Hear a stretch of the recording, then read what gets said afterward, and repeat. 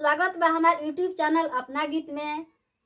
अगर रउरा हमार चैनल पर नया होखम तो लाइक सब्सक्राइब करम और ज़्यादा से ज़्यादा शेयर करम ताकि हमार वीडियो ज़्यादा दूर तक पहुँचे, सब लोग देखे। तो हम सुनावे जात बानी एगो झूमर गीत। रउरा लोग के अच्छा लगी तो कमेंट में जरूर बताई। वीडियो के लास्ट तक देखम।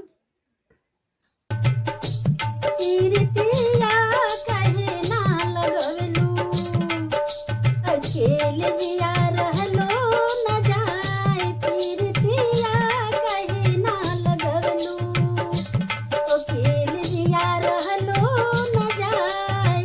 पीरतिया कहे ना लगवलू, कोठा उठवलो कोठरिया उठवलो, कोठा उठवलो कोठरिया उठवलो।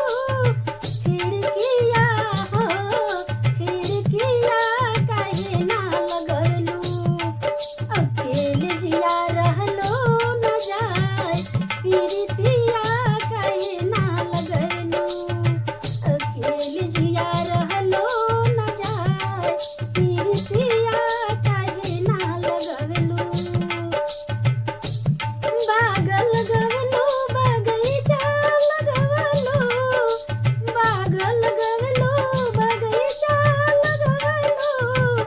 नारंगिया ओ नारंगिया कहे ना लगवलू, अकेले जिया रहलो न जाए। पीरतिया कहे ना लगवलू, अकेले जिया रहलो न जाए।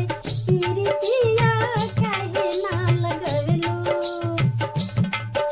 सेजा लगवलो सेजरिया लगवलो, सेजा लगवलो सेजरिया लगवलो। तकियावा ओ तकियावा कहे ना लगवलू, अकेले जिया रहलो न जाए। पीरतिया कहे ना लगवलू, अकेले जिया रहलो न जाए।